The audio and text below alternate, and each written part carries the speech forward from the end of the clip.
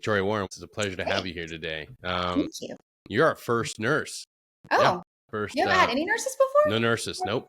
Oh, well, thank you. Which is perfect because that's often a career field and dedicated providers that we don't talk about. And the last few years, certainly when we were dealing with the pandemic, nurses were in the front line. They were on the front line. And I think it's important to be able to reflect back on that experience because you were right there in it. You were in the thick of it. Yeah. And there's a lot of things to explore. The impact it had on your health, your mental health. What was it like when you're all of a sudden thrown into the spotlight? Because, well, the world stopped for all of us. It didn't stop for you guys. Not us. You were there. Definitely not us. We were still going. Yeah. So, and how long had you been a nurse at that point?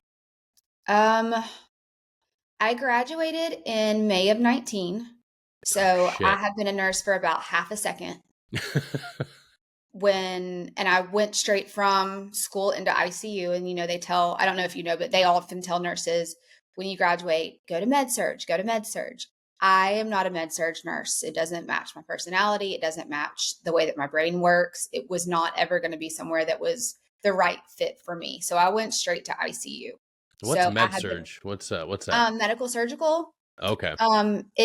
We call them like people who can walk and talk. So like if you go into the ER for, I don't know, you're throwing up, they can't figure out why. They've done some scans and they still can't figure out why, but you're not actively like getting close to coding or actively needing surgery or needing vasopressors or a ventilator. So like a breathing machine. If you don't need any of that stuff, you can walk and talk and you need medication and monitoring. They put you on a med surg floor. Okay. So it's a bit different. It's a very different skill set. And it is a skill set. It's very much time management. It's, they give a lot of medications. They have more patients per nurse. Usually it's somewhere between 5 and 8, I think. Whereas I have 2. Nice. I have 2 very, very sick patients, but I have 2. Yeah. So it's a very different skill set. But I had been a nurse for about literally, I graduated in May. I just got off of orientation that fall. And then it really hit hard the spring of 20. Yeah, and you're one of the busiest hospitals up here in the South, right? Yes, I'm at the 7th largest hospital in the nation. Alabama's only level 1 trauma. And actually, I traveled during that time. You were a travel nurse as well? Yes, I traveled during that time. I figured they could either pay me like crap or treat me like crap, but we weren't going to do both. So especially if I'm putting, my family's health at risk, if I'm going to go into this every single day and I'm going to deal with, and I knew I knew as soon as it started getting bad, what kind of impact this was going to have on all of us. When I had to park outside and have a change of clothes and a towel outside because I would not even wear my clothes in the house in the beginning. Yeah. We didn't know, we didn't know how that was going to be. I've got kids. I've got a husband that is super predisposed to cardiac issues, and it wasn't something I was willing to risk. So I was changing, like completely stripping down, disinfecting outside, coming in, going straight to the shower. And then my husband would literally like bleach the floor behind me as I'm walking in because we had no idea how bad it was going to be. I mean, I don't know if in the beginning, if all of that was actually necessary looking back, but because we didn't know, we were scared. We were, doing all the things. So none of us knew. Nobody knew. And that's something that is important to reflect back and understand. Like you can have fear, you can be, and there was a lot of that. There was a lot of fear mongering. There was a lot, but what do you do in the absence of knowledge when there is no medical provider that's truly giving you, and have to be careful because YouTube algorithm and the AI is going to scan through this, but it was a lot of unknown. And for us at home, for everybody that was like, hey, everybody stay at home, we're in a cocoon, we were in a bubble for the most part. And you could just blissfully just turn on Netflix. You couldn't fucking do that.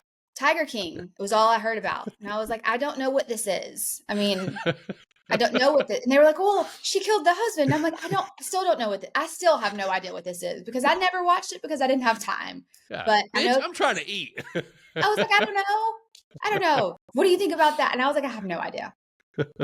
it was, it was different. I think it's important to realize that we were all doing our best, but Yeah. we practice medicine. That's what we say. We are practicing nurses. We are practicing clinicians. We're doing our best. Everybody was, I feel like, but we didn't know. I think everybody wanted to keep everyone as safe as we could. And there was a lot of fear mongering. It was frustrating being on the front lines like that and Yeah. seeing how a very scary situation was being manipulated for everyone else's end game. There was no, and it wasn't, this group of people or that group of people. It was everyone. Everyone was picking the entire situation apart, picking out, like cherry picking the pieces that made the most sense for whatever their particular end game was or their particular message, and taking that. And it was just very manipulated. And it was really difficult to see that and see that being portrayed publicly in the media, in social media, and then also get up every morning and go to work. And that's just not, it wasn't the same. They Yeah. weren't, as the young kids say, the math wasn't mathing. There were things missing somewhere. And that was hard to see. It was hard to experience and hard to kind of combat. And being the only nurse in my family, everybody was like, hey, what do you think? Hey, what is this? Hey, and I was like, look, dude, we don't know. Yeah. There's We're a lot of working on it. parallels between that and being in a combat zone. And some people are like, well, you're being overly dramatic. No, think about it, dude. Like, No. you are going into a hazardous environment and you have to put on blinders or get in tunnel vision and focus on what's immediately in front. And as soon as you get done, everybody wants to bombard you with questions. Is like, fuck, dude, I am trying to keep it together and take care. There are so many unknowns, and I can't even imagine what it was like going into your work environment and seeing the new cases, how packed was that hospital, and like, how did you manage each day going from like focusing in on the mission? Um, so I was at several different hospitals during the span of COVID, and every single one of them had ICU overflow and they were holding them in the ERs. So there were lots of times that as an ICU nurse, I would be pulled to go manage the ICU patients in the ER because, again, ER nurses, total badasses, completely different skill set. They are used to like stabilizing and Mm-hmm. out. I don't know if you've ever heard that term, like we treat them and eat them. Literally, Yep. like they stabilize and then go because they've got so many people. They are turning those beds over so quickly. So managing vasopressors, managing ventilators, that kind of stuff, they can stabilize, but they're not super accustomed to managing that level of acuity while also managing everything else they've got going on down there. So they would pull us. So almost every facility I was in had ICU overflow because there were no more beds. At one point, we were looking at two different options. There was a group of people working on figuring out how to split a ventilator, one machine that it's a tube that goes down your throat and breathes for you, Yep. into 4 patients. Like they were literally changing the mechanisms inside, adding add-ons, basically what they do in the space station. Like, here's what we've got. This is what we need. Here are your materials. Make it work. They were Yeah. trying to back engineer it to split that one ventilator into 4 patients because we were running out of ventilators. And then there were other scenarios where our social workers were actually being trained on how to go in and tell a patient that we knew wasn't going to survive the disease process, that we needed their ventilator to give it to somebody who may survive the disease process, and having to tell those people's families, like, we need their vent because they're not going to make it and they are. So luckily, it never got to any of that scenario, but it was, you never had an open bed. And even if you had an open bed, you may not have the nurses for it. That's a big misconception about nursing right now is everybody thinks we don't have enough nurses. We have plenty of nurses. Yeah. And in many times there's just not enough nurses who are willing to be at bedside right now. It's been rough. Last year there was a study out by the American Nursing Association that said that 85% of bedside nurses were looking to leave within the next 12 months. Really? Yeah. Being bedside is hard. It's tough on your body. It's tough mentally, and kind of like you guys walking into a battlefield. It really was a battlefield. I mean, we put on our PPE, we walked in, we could code a patient, lose them, have to like get it together really quick because our one next door is still fighting. So we can't, there's a lot of disassociation, a lot of depersonalization. It almost makes you feel like you've lost some of your humanity, because I don't cry when I'm supposed to. Like, people die, you're supposed to cry. I don't. I cut it off, and I can't because I don't have time. You don't have time to process, which is something that's another thing that we talk about it a lot on this show. You experience a moment in time, and if you don't process it, that stays with you. Again, sound like a broken record. Bessel van der Kolk, the body keeps a score. You don't process that trauma, it stays with you, and it goes. And our first responders, our doctors, nurses, like, these are individuals in the worst moments of your life. They're there with you. They're there in that room. They're watching you. They're working their asses off trying to make sure you can make it through. But and sadly, when you expire, that stays with that person. And if you're working nonstop through an unprecedented event, you don't got time to go home and process this. So of course these individuals are getting burnt out. No, especially when, like, I still remember my very worst shift. It was Christmas Eve of 22. Or is it 21? It was a Christmas Eve. It was bad. It was bad. And we lost 6 patients that day. Oh. We knew we were going to lose 4. We did not think the other 2 were going to go. And we lost 6 patients that day. And we also intubated 1. Literally, I stayed late to intubate this patient. I took my personal cell phone into his room because we didn't have any more iPads. We didn't have anything. And I don't even know if it was, appropriate to take my personal cell phone, but I double bagged it in bio bags. But this particular patient was a foreign national. Like, he wasn't from here. He had no family here with him. And he had young children back in his home country that he wasn't even going to get to speak to. He had all of the markers that I knew once we intubated him, the chances of him making it through that disease process were next to none. And I wanted him to be able to talk to his family. So I took my phone in there. I let him FaceTime his family on my phone. And we intubated him at, 8:00 on Christmas Eve.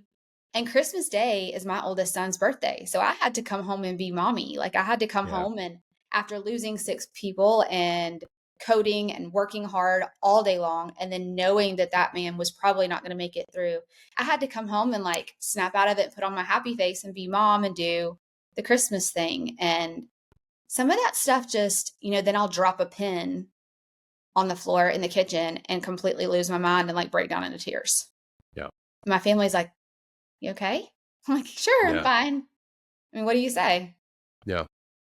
No, most people don't understand that it's a absolute fucking mindfuck having to be 2 people and wear a mask. Yeah, for sure. That's, no human being can keep that up for too long.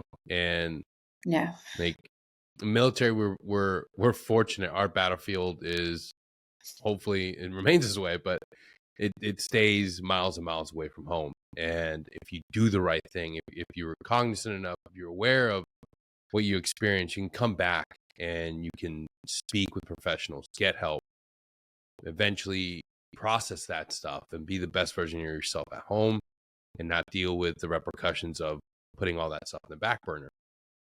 Our first responders, our nurses, our doctors here in the States, every day you're going into your battlefield. Every day you're engaging with this.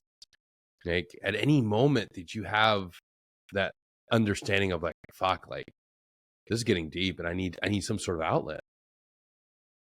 Yeah, there were many times, but I didn't have time at the time.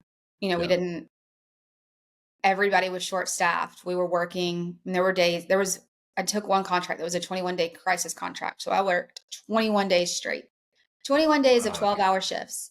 And those 12 hours are under the best of circumstances when you're not bogged down with paperwork. Because what did not relax during that time were our charting demands and our documentation. Oh, fuck. Yeah. I didn't even think about all that stuff. And every time you give a medication, every time you walk into a room, I mean, you have to document all of that, because we also can face lots of legal backlash in our profession. I mean, a ton of legal backlash in our profession. And we don't have, the hospitals do take care of us. I mean, they have insurance on us, but also we're kind of a dime a dozen a lot of times.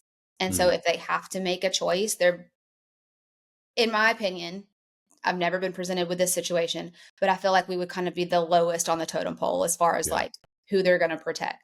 So all of that still remained. We still had all of that documentation to do, all of those things. So saying 12 hours is literally under the best case scenarios. I mean, most of those days were easily 13, 14-hour days for us. And I did 21 of them straight. So I didn't have time to do anything. And then you have to think about the ones of us who had children, who schools shut down. So I pulled my kids out of school and we started homeschooling. So on top of what I was going through professionally, I was trying to figure out how to homeschool my children and how to navigate their isolation. Because one thing we did know very quickly is the impact that the masks and all the social isolation were having on our youth. We knew that fast. Yeah, we're still seeing the effects right now. Oh my gosh, it's crazy. Shout out to Perry Ann Parkman, who's running for Manatee County School District 3. She's running because she's seen the effects of what's happened. Kids went back to school, but they never were held to a standard while they were out. And now you got kids and I think she was saying 4th, 5th grade, they can't read. Can't read. Yeah. Yeah. That's insane. But moms don't teach as a general rule. I mean, most of us don't wake up and go, you know what, we're going to homeschool. Now, I will say that movement is growing a large part, you know, due to COVID, due to all of these schools closing down. But also those teachers had no idea. I mean, they have never been thrown into a situation where they're like, okay, you take everything that you have learned, all of your curriculum, all of your plans, flip that around, do it online and through worksheets. They didn't know how to do that either. It was before, you know, all of the process. Necessity is the mother of invention. So now they have Google Classrooms and they have all these Zoom things. But prior to this, they weren't prepared either. And they were doing the best they could to teach with what they had, but also depending on parents who, a lot of us were still working. Like it wasn't, a lot of things didn't shut down. The industry that my husband is in, he was still working. So he was still out of town a couple of days a week. Shit. I was working only weekends. So we basically were like high-fiving on Thursday nights. Here's what's going on with the house. Here's what's going on with the kids. Love you so much. See you later. I mean, it's made for a very rough few years for sure. And I can see several families around me that have experienced that. I mean, obviously most of my friends are nurses and healthcare professionals. So I see a little bit different perspective of it, but even people in our neighborhood were like, my kids don't know how to make friends anymore. And we saw the psych part of pediatrics requiring a lot more beds. There were a lot of suicide attempts, a lot of depression, higher levels of anxiety. The youth? Mm-hmm. Wow. Yeah. I know they closed an entire med-surg floor on one of the big hospitals, one of the big children's hospitals, and turned it into a psych floor because they had so much overflow. They had to find somewhere to put these kids so that they could get treatment and get help before they made a decision that couldn't be undone. So we knew early going in that this was hurting the kids, but we didn't know what to do about it either. I mean, how do you keep them safe? And I don't know. That's insane. That I had no understanding that was a critical issue. It was a lot. It's been a lot. And these kids are resilient and they're bouncing back. But I can tell you, to be very upfront and honest, I put my children back in public school this year and we have found some marked deficits. And that reflects directly on me. I don't like math. I think math is the devil. I don't know why you have to put the letters and the alphabet all in together. I don't know who put 1 through 10 and ABC all together. Yeah, shout out to college algebra. Fuck you. So much, deeply. I have a bone to pick with you. Yeah. But me trying to teach my kids that, like, I understand it just enough to be able to do what I need to do with it for my Yeah. job and to get through it. But I can't explain to them why they're there because I don't know why they're there. I'm like, my middle son's like, Mom, why are there letters? And I'm like, dude, I don't know, retweet. I have no idea why there are letters there. There just are. So we've found some huge math deficits, and now we're like busting tail to make up for it. But we didn't have an option of a tutor. We didn't have Sylvan. We didn't have Mathnasium because all of that stuff shut down too. Yeah. So if you weren't particularly gifted in math, or, I mean, a lot of times these kids have learning deficits, like they're dyslexic. It's very difficult to teach a dyslexic baby how to read because they see things differently. Their brains see in 3D. And so the D's and the B's and the P's and the G's all get mixed up, and it doesn't make sense to them. And if you're not trained in that and trained with resources how to get through that, as a mom, what do? Like, you pick a struggle. You're trying to survive. You feed your kid. You love your kid, but maybe your kid doesn't know how to read this year. Yeah. I get it. I think it's shocking, but coming from this side of it, I get it. It's hard. Yeah, parents dealt with a lot during the pandemic, and like we see it on the kids now. We see it, and now I don't know, like coming into it now, understanding like the importance of being able to, like, homeschooling sounds amazing, but what if you can't devote full time to it? It's a full time job, and when you're nursing and when you're traveling and saving other people's family members, like, what time do you have for yourself? What time do you have for your family? Like, it's incredibly difficult. Yeah. Like, and I would imagine that even bleeds into right now, even though there's no, knock on wood, there's nothing crazy going on. I did hear that there's a new outbreak of monkeypox, I but did hear that. even now, like, how do you make time for your family? How do you make time for yourself? So my particular family has gone through some big changes. Like I said, I've only worked weekends for the past 7 years. Kids have been homeschooled. And usually I need at least 1 day a week, which my husband hates it when I say this, but I call it my rot day because I just need to sit and rot.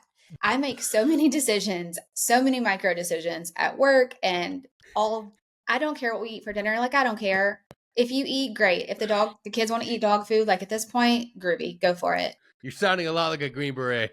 It's just, we do what we do, but micro decisions and all of the decisions and all of like the need that so many people need me during the day. That call bell never stops. Clinicians, providers need me. Other nurses need me. By the time I get home, I'm like, okay, I'm so overstimulated.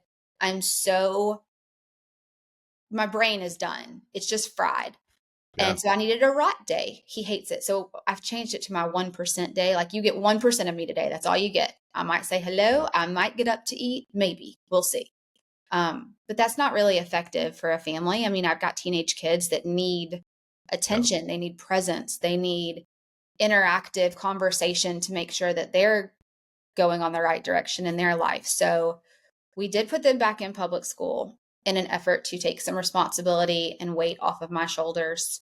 I did change my work status. I found a hospital that I love. I am staying at it and got off of weekends only. So doing some different things. I've gotten into Pilates.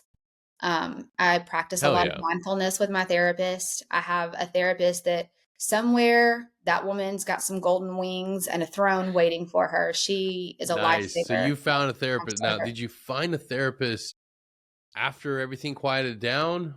Is it recent? No, actually, I had a pretty traumatic first marriage, pretty traumatic divorce and custody battle. And she was basically thrown at me from the universe or God or whatever higher power you believe in. It was more of like, here she is. This is for you. She is your person. Go.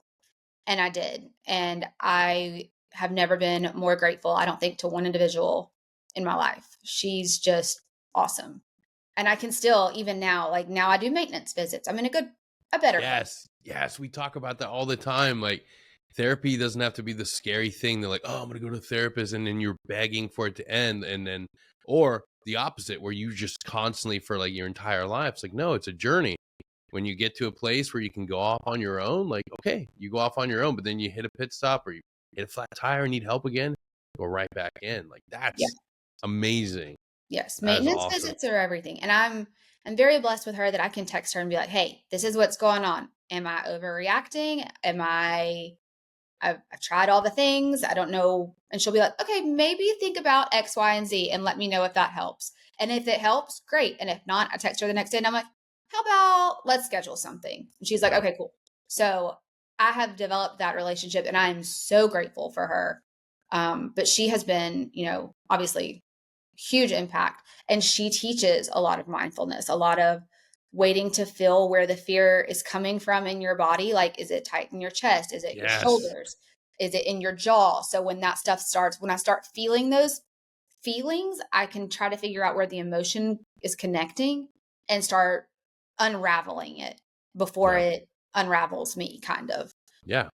Um, and I am actually really lucky. I've got a lot of great family, a lot of great support. And my poor children even know now, like they stop at the door and they're like, "Can I hug you or are you gross?" And I'm like, "Can give me a minute? Let me go shower." Because COVID Yeah. is COVID was bad, but um, there are lots of other things that you can get on you doing what I do. I can only imagine. Yeah. Lots of other um Wonderful substances. so many substances. I don't know if I go as far as wonderful, but so many substances. So they're like, "Are you good or not?" And I'm like, "Oh, give me just a minute." And I've got a little space that my scrubs go and Yeah. we just work it out. So I don't know. Maybe laughing at things that are probably supposed to be sad. Have pretty sick sense of humor.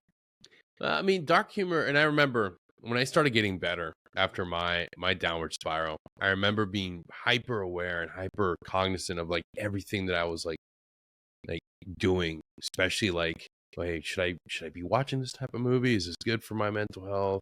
And I would talk to my therapist, and I remember like, hey, look, like do this thing, this podcast, and like, you know, team room humor. I'm like, I laugh at these moments. Is that okay? And I remember her looking at me. He's like, you're always gonna be the Green Beret, like Denny. Like you're always gonna have that humor. That's part of your tribe. That's part of who you are. Like there's nothing wrong with that. Don't feel ashamed that those moments still make you laugh. I'm like, all right, good. Just wanted to make sure. Just want to check and make sure I'm not a serial killer. I literally asked my therapist that one time. I was like, "I just want to check and make sure I'm not going down like serial Yeah. killer pathways. Are we safe? Are we Yeah, good?" no, that morbid, that humor that you find, because there is you have your tribe, you have your nurse corps, your individuals that understand the things that are funny, and like you have to be able to do that on your shifts. You have to be able to look at each other and laugh in those moments, and know that it's okay. Like, hey, this is for us. This is our content, our humor. Yeah. Like, if Well, people don't get it, they don't get it. and honestly, I think kind of to do what y'all do, kind of to do what we do, you got to have maybe a screw or two loose. Like, Fact. I don't think anybody in their right mind is like, "You know what I'm going to go do? I'm going to go try this today." Yeah. Not, I mean, I just think we're built a little different, maybe. We're a little neurospicy Yeah. or something. I don't know. But Yeah. There's something different in the DNA down deep definitely. inside. Like you have a calling, and I think that's the beautiful thing about your journey is a lot of people jump into their calling right off of high school, and I think you always knew you were meant for more. You always knew that there was something bigger for you. Like it's one thing to see somebody like I said, graduate and go find their calling. But when somebody finally taps into that understanding of like I'm meant for more, I'm meant for a life of service of and be of greater value to my fellow man, and seeing you in your journey like that's a beautiful thing. Like and being able to look back now and seeing that younger version of yourself, like how crazy is it to see like holy shit, like look what I've done. Look what I'm able to do. Yeah. I look back at, because like you said, I had no idea coming out of high school what I wanted. I wanted to go cheer and party, and I Yeah. was really, really good at it. And I look back now and I'm like, I'm still kind of fascinated that I'm still alive, much less that now I am gifted with being able to help other people. Yeah. And there's something to be said about that. There's something to be said about it's my everyday. It is my everyday to intubate somebody, to paralyze them, to keep their blood pressure up with all these different medications. But this is the scariest day of that person's life. Yeah. And it's the scariest day of their spouse's life who's been with them for 40 something years, who doesn't know what's going on. Maybe they're medically naive. Maybe their vocabulary is not quite to the level of how we generally speak. And so they're mad because they're scared and confused. And you have to take a second to remember that and break that back down. And it is kind of eye-opening that the same girl that was out doing some dumb fuckery is now, trying to calm somebody down and explain things in a way that makes them feel more comfortable and understands that we are doing everything we possibly can for their loved one. And it's a little bit of a growth. Every once in a while, I'm like, oh, hair flip, like, good job. Yeah. Look at you go. It's important to pause. I remember I recently texted a buddy of mine who, I'm not going to say his name because he'll blush, but you go through this career with somebody, and he's a little bit younger than me, not by a lot, by a few years. But when we were going through the Q course, he was, E4, which is, a specialist in the Army. And he didn't have a lot of experience, and he's always counted out. A lot of the senior guys would count him out and dismiss him. And watching his career just explode all the way through, and to finally be at like the pinnacle of his career right now, being a young team sergeant, giving the difficult missions, giving the difficult problem sets because the command believes in him, sees him achieve so much. It's like, I remember telling him, like, you have to pause and reflect, man. Like, you won't get this moment in time again. You won't be able to sit here and look at what you've accomplished, but do it today. Take that moment to look at where you're at in life and look at what you've achieved. When everybody else discounted you, you kept moving. You never faltered. You remained a man of faith. You remained a person of extreme confidence, but not in the cocky sense. He was always sure of who he was and what he brought to the table. And I say that to everybody. If you're listening right now and you've accomplished something, whether it's graduated from college or you got a promotion, pause this episode right now. Just reflect on what you've accomplished. Like, you will get to a point in life where things will get difficult. Things will get hard. You won't have as many wins. So savor this moment right now. That way you can reflect and realize that I've done fucking awesome shit before. I've been a badass before. I can do it again. Like, I say it all the time within the Special Forces Creed at the very end. It says, live to succeed again. And we have to be able to look back, see the great success, and understand life's a wave. It's going to come down. It's going to smack the shit out of us, but it'll, our time's going to come back. We're going to be on top of the world. And COVID, that was a big kick in the dick for so many of us, but we're on the backside of it now. Like, we're able to see that, okay, like, things can get better. Like, when you walk into work now, how do you find yourself having that ability to take a deep breath and realize, like, okay, like, we made it through some tough shit. I'm fucking still here, and still have that hope and that positivity and not be as jaded? I don't know. I mean, I don't know. You've heard that song that say even bad bitches have bad days. Like, for sure. But I walk in every day and I'm like, okay, what does today look like? Again, the unit that I work on at the facility that I'm in, it is wild. It is balls to the walls, like super high acuity, very, very sick patients every single day. But I'm also in a unit that we get a little bit of everything. Like, I get all kinds of stuff thrown at me. So I go in every morning and just see what we're going to do today. Like, where are we going to go today? And I give it my all. And I think there are some parts of me that are still pretty jaded. I can be doing postmortem care thinking about what I'm going to have for lunch. And I think that's a little weird for a lot of people. But I also feel like if you don't know what the inside of a body bag smells like, then I don't think you get to tell me what's weird anymore. I have worked on that. Like, it's a very much boots on the ground situation. If you are not boots on the ground and you have no hands-on first person experience, I don't care as much about the judgment, maybe. Like, feel free to judge. Do you, boo? But I think I've gotten to where if I won't take their advice, I also don't care about their judgment anymore. And that's been a big step for me. So I don't know if I would say that I'm not as jaded, because I think that's kind of become part of my armor, a little bit of my defense Mm. to Yeah, yeah, protect yeah, myself. Because I think and I tell people this all the time, I can tell you your room number, I can tell you what all of your labs look like, I can tell you where all of your IV access is. I have no idea what your name is. And that probably sounds awful, but I think that's one of the ways that I personally like yeah, depersonalize. I keep all of my patients, while I love them all, I keep them in arm's distance so that I can protect myself. yeah. So I don't know if that's the same as jaded, but I don't think so. I think that you have to do that. Um, you have to be able to do that in order to be the best provider. I think if you're too close and you get personable, like that's difficult. That makes it even harder for you. And we see our medics and our docs in the military deal with that. I mean, when we call for doc, that motherfucker knows us. yeah, And you can't, I wouldn't wish that pain on anybody. It's yeah, one thing to work on somebody you don't give a fuck about, yeah, especially if it's the enemy. But when the dude that's crying laying next to you, like you've been through training with that dude, you know their families, that's a whole different type of pain. And that's why they're the greatest. That's why our 18 Deltas and every other medical specialty in our soft community, there's some badass motherfuckers because they have to flip that switch.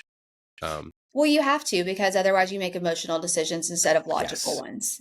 And Yeah. emotional decisions are not always the most thought out. I mean, you would make a decision that maybe didn't make any sense because it's what your heart said. Yeah. So you have to, for their safety. I mean, you love them enough that you cut it off, Yeah. basically. I don't even know if that makes any sense. It does in my head, but Yeah. That makes sense. you have to put up a barrier and you have to just focus in and do your job to the best of your ability and then deal with the repercussions after. Yeah. I think that's the only way that you can get through it. At least that's the only way I can get through it. And what's next for you as far as a nurse? I know that there's some things that you're trying to move around and change as Yes, far as I that. am applying to CRNA school next cycle. Why So would you do that? It's more work. it is more work. It is. However, comma, Yeah. it's in the operating room. It's Yeah. one-to-one patient scenario. I would be focused on one patient. Um, I'm getting on up there in the years and moving every shift. The average amount of weight a nurse moves per shift is 1,000 pounds between, Really? yes, between lifting, boosting, changing, rolling. You have to think we've got patients that 500-600 pounds. We have to move them every 2 hours to keep them from getting bed sores. We have to pull them Oh up in the yeah. bed. We have to bathe them. If they have bowel movements, we have to clean that Mm. up. If they need to be put in a scanner, we have to take the bed down, move them from this bed to the scanning bed, scan them, bring them back, move the bed back. And that stuff adds up over the years. And I know that I haven't been doing it for too terribly long, but I was a little bit older going in. My body won't be able to handle it forever. Like these nurses who've been at it for 50, however many years, those women are, when you see those women, you are safe. Like you are good. You know, Yeah. those women know what they're doing, or those men even, you are in good hands, because like most of the people that are closer to my age are like, okay, nurse practitioner school, CRNA school, how do we protect our bodies, protect our minds, and kind of get out of bedside? Yeah. Which is, it's sad. I think bedside nursing needs a lot of love right now. I'm not quite sure how to intervene and help on that. It's something that I'm researching and looking at, but I think everybody in the industry is trying to figure out how we keep more of us at the bedside. Yeah. But also just, you know, moving on, getting the kids situated, changing some things around, trying to find things to do to stay busy. Yeah. Okay, and that brings me to our next question. Like you're somebody that's of service to your community, to anybody that you come across at the hospital, but you're also helping bring awareness and be of service to our veteran community. I want to Yes. give a shout out to your next event that's coming up. Tell us about that. Yes. So we are putting on a golf tournament. It's the Crulat Classic. It is going to be September 11th at Greystone on the Legacy course. It's a beautiful members only course. It's for the Crulat Marine Alliance of Alabama, and their main philanthropic principles are veteran suicide prevention, TBI awareness, and child gun safety. No, two of the things that we cover most, not child gun safety. We here at Security Halt believe that every child should be armed. I mean, wait, no, we don't believe that. Really? Do we? Appropriately, maybe.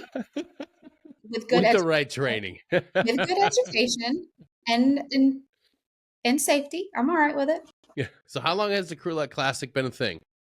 So this is our first year. They've been doing first year. They've been doing fundraisers as an organization, but they're kind of like nickel dime fundraisers. Like somebody will donate a firearm and it's, $5 raffle ticket, $10 raffle ticket, and they'll raise a little bit of money and they use that and they go back to doing what they're doing. I mean, they know for a fact they've prevented over 30 veteran suicides up to this point.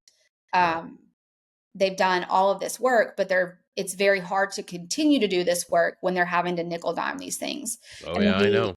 My husband and I were like, hey, let us do a golf tournament. We can get some big corporate sponsors.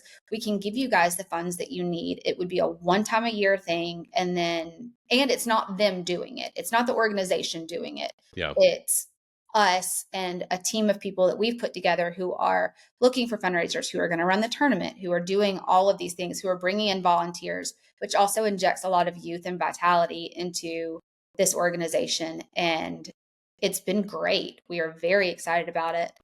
Still looking for a couple of sponsors, still looking for a couple of teams. I think we've got 3 or 4 teams still open. Teams of 4. Teams of 4. Mm-hmm. Yep. And sponsorship is still open? Sponsorship is still open. We've got some 1-star sponsors open, I think. We still have a couple of the big higher end, like all the way up to $15,000 sponsors open. We have our title sponsor, Golden Scientific Labs is our title sponsor. He is a retired Marine and very invested.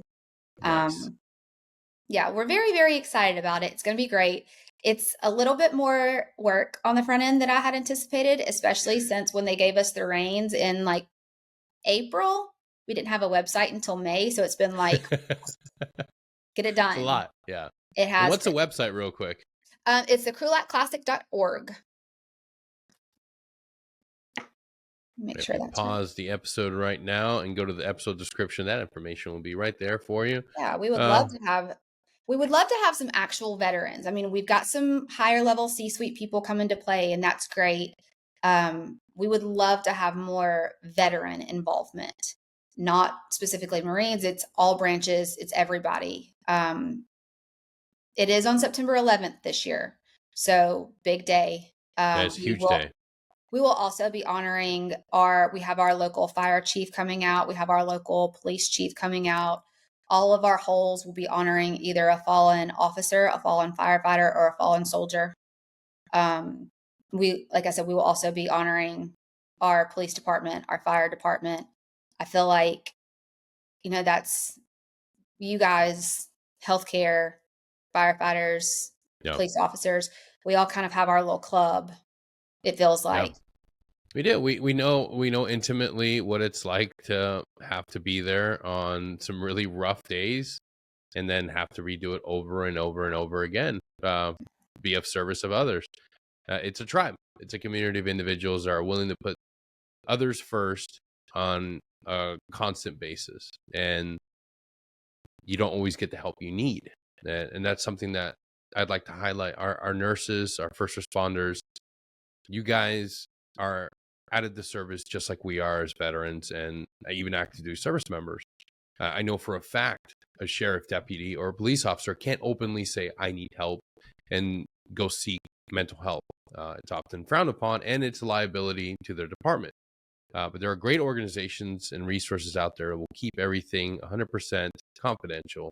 So if you're out there listening and that's your situation and you need help, please reach out. It's unfortunate, but no one's coming to save you. No one's coming. The cavalry's not coming. It's up to us. whether you're a veteran, a first responder, a nurse, or a doctor. If you see somebody suffering within your organization, be willing to stop and ask. And then if you don't know where to go, just simply Google. Sit down with Yeah. somebody and Google for resources. That's one of the most important things we can do that I know I do it every Thursday. We have our peer-to-peer support group. Right now it's still a closed group. The same individuals have been coming for the last few months. And when this group eventually closes out, we'll open it back up for the next round. But remember, sometimes the one thing that we all need is just somebody that holds space for us and be willing just to hear us out and maybe be the one that Googles for resources. So yeah. Yep. So Vicky, what is next on your agenda as far as, the Cruelette Classic? What else? What do we really need, and what can we really help out with? Is sponsorship the most important thing, or getting more people to sign up for the actual teams? Either one. I mean, we can play with what we've got. It would be great. We, of course, want, as in our inaugural year, we want it to be as wonderful as we can be. We're going to grow. We're going through some growing pains, as you do with a first year thing. And we're so excited about it. We would love a couple of more sponsors. We have, so I don't know if you know what Vortex, what Vortex is. Oh yeah. As I say, yeah. Well, Vortex Glass has now branched over into the golf world. They have released a rangefinder, Really? Not the same kind of rangefinder you guys have. Yeah. Rangefinder to find the flag at the end of the hole. So it lets you know how far you need to hit your ball. Yeah. They've offered to give them to us at cost if we can find a sponsor to sponsor one for each of our players. That's a, $300-$400 gift that we would be able to gift everyone if we could find a sponsor for that. It's been a big one. We would love that. We would love to make it something that people talk about so that we can grow it next year and keep giving back to this community, keep giving back and honoring the people that signed that blank check for us and are maybe not getting all that they could be getting. So definitely sponsorships. And obviously we would love to have it packed out. We can have up to 25 teams. We would love to have it packed out. The more, the better. It increases brand awareness. So we would love that. At this point, we're just working on finalizing the details. We need numbers. So if anybody wants to play, y'all come play with us. But give us some shirt sizes because those have been ordered. So we need to get those in. We're so excited about it. We would just love to have some more big sponsorships so that we can have some more brand awareness. I think our biggest goal this year is to lay a really great foundation and keep building. That sounds awesome. We'll get this out here and we'll start running some reels with some information and hopefully get some more awareness. The Cruelette Classic, September 11th. Yes. We're pumped. We're going to put it out there. I might be traveling. I might be out of the States for that, but I got some folks in the area that might want to come play golf. I don't play golf, but I'll ride around in the car and drink Liquid Death and make commentary all day. I feel like that would be a great thing for you to do. I feel like if I gave you a camera and just let you ride around, it would be the best promos I could probably get. I think so too. We might be able to make that happen. I'm here we'll for see. it. I'm absolutely here for it. I will set you free. Awesome. Vicky, thank you so much for being here today. Thank you for having what me. You're doing. I am so proud of you. Absolutely thrilled to see you continue to achieve, because I don't think that you reached your absolute best position. I think you can continue going, and I am so excited to see you crush life, man. It's absolute pleasure having you on. And to all y'all listening, be nice to your nurses. So the next time you get hurt or in trouble, be kind to those people. They need your help too, especially the male nurses. They get a lot of shit. They don't get a lot of pats on the back. They do. We kind of put them through hell too. Oh yeah. We'll see you all next time. Till then, take care.